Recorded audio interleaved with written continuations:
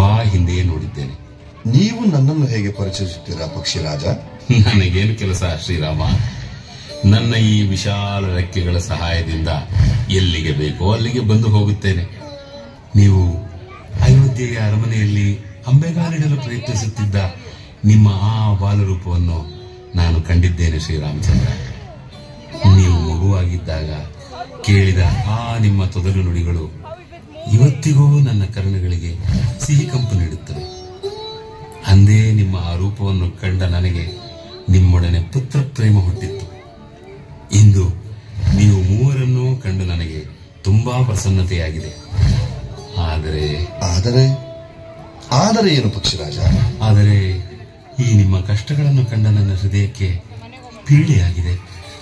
ಅಸಮಯ ನಿಮ್ಮ ಪಿತಾಶ್ರೀಯ ಮೃತ್ಯು, ಈ ವನವಾಸ, ನಿಮ್ಮ ಈ ಸ್ನೇಹ ನಮಗೆ ಪಿತಾಶ್ರೀಯ ನೆನಪುಗಳನ್ನು ತರುತ್ತಿದೆ ಜ್ಯೇಷ್ಠ. ನಿಮ್ಮನ್ನು ಕಂಡು ನಮ್ಮ ಎಲ್ಲಾ ಕಷ್ಟಗಳು ಅಳಿದು ಹೋಗಿವೆ. ಈ ನಿರ್ಜನ ವನದಲ್ಲಿ ನಮಗೆ ನಿಮ್ಮ ಸಾನ್ನಿಧ್ಯದ ಅವಶ್ಯಕತೆ ಇರುವುದು. ನಮ್ಮೊಂದಿಗೆ ಯಾವತ್ತೂ ಇದೇ ಸ್ನೇಹ ವಿಶ್ವಾಸಗಳಿಂದಿರಬೇಕು ನೀವು. ಅವಶ್ಯವಾಗಿ ಮಗಳೇ. ನಾನಂತೂ ಒಬ್ಬ ಪಕ್ಷಿ. ಯಾವತ್ತೂ ವಿಚರಣವೇ ನನ್ನ ಸ್ವಭಾವ. ಆದರೂ ನಾನು ಕಾಲಕಾಲಕ್ಕೆ ನಿಮ್ಮ ಕ್ಷೇಮ ಸಮಾಚಾರ ವಿಚಾರಿಸಲು ಬರುತ್ತಿರುವೆ. ಪಕ್ಷಿರಾಜ, ಇಲ್ಲಿ ನಮಗೆ ಯಾವುದಾದರೂ ಪ್ರಶಸ್ತ ಸ್ಥಳವನ್ನು ಸೂಚಿಸಿದರೆ ಅಲ್ಲಿ ನಾವು ನಮ್ಮ ಕುಟೀರ ನಿರ್ಮಾಣವನ್ನು ಮಾಡಿಕೊಳ್ಳುತ್ತೇವೆ. ಗೋದಾವರಿ ತಟದ ಹತ್ತಿರ ಬಲು ರಮಣೀಯ ಸ್ಥಳಗಳಿವೆ ಲಕ್ಷ್ಮಣ.